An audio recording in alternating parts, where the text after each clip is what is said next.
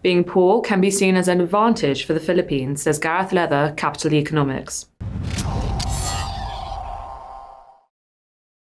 The Philippines is seen as one of the fastest growing economies in the Southeast Asia region.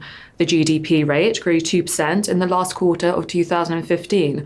Are we expecting to see it appreciate further, and what do you forecast for the long term for the GDP rate? Sure. I think short-term prospects in the economy are pretty good, that inflation is low and so interest rates look set to remain supportive. The government's fiscal position is also quite good, and so we expect government spending to remain quite strong. And prospects for private consumption growth are also helped by low levels of household debt and rapid wage growth. I think our concerns are more over the medium term, that following the election a couple of weeks ago of Rodrigo Duterte as the country's next president, there are big concerns whether he's going to continue the current president's economic policies. And there's a big concern that his more kind of controversial stance on many issues, especially on law and order, could deter some investors in the Philippines, which could cause sentiment to weaken and growth to slow. Economic growth in developing East Asia countries is expected to ease from 6.5% in 2015 to 6.2% in 2018. Is this just due to China's shift to a more sustainable economy, or are there other factors at play, such as falling oil prices? China's obviously the region's biggest economy, and that's going to have a big impact on the rest of the region. We're hopeful, actually, that policy stimulus, which has been in the pipeline now for China for about a year, will actually feed through to stronger growth there. In terms of the rest of the region, it's really very much a mixed bag. That India seems to be doing quite well, although probably not growing as quickly as the GDP figures suggest. Parts of Southeast Asia, especially Vietnam, Philippines, even Indonesia and Malaysia are doing okay too. The big the region's biggest, or the slowest growing economies in the region, rather, are likely to be the old tiger economies of Korea, Taiwan, Hong Kong and Singapore.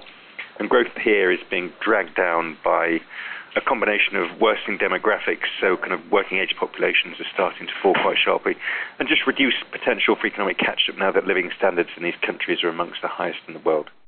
The World Bank has said the Philippines is expected to grow more than 6% in 2016, and yet the country's GDP is among the lowest for the GDP rate countries in the area. How does this balance out? The poorest economies in the region, its GDP per head is around $3,000. But in terms of what that means for economic growth prospects, actually being poor in a way is an advantage, because it means you've got lots of potential ways of catching up with the more developed economies just by basically kind of copying their technology and ways of doing business. So it is entirely compatible that a poor country should be one of the fastest growing in the region as well. How does the Philippines economy interact with other Southeast Asia economies, and is there movement in shifting economic reliance away from China? Okay, so the Philippines is a member of the ASEAN Economic Community, which over time is hoping to kind of model itself on the European Union, so which over time, if it's successful, would mean these economies becoming more integrated. Now, the Philippines stands to benefit from this, as does the rest of the region, but in terms of reducing its dependence on China, one of the reasons why we're actually so positive on the Philippines is actually what's happening in China, that low-end manufacturing is leaving China in places in search of kind of lower labor costs, and the Philippines is one of those countries that should actually benefit from this trend. So it's not a question of reducing its dependence on China. It's more kind of gaining as China's economy changes itself. Thank you to Gareth Leather from Capital Economics for joining us. That's all from me, Lucy Pulverman, and remember to stay with Dukescopy TV for everything FX.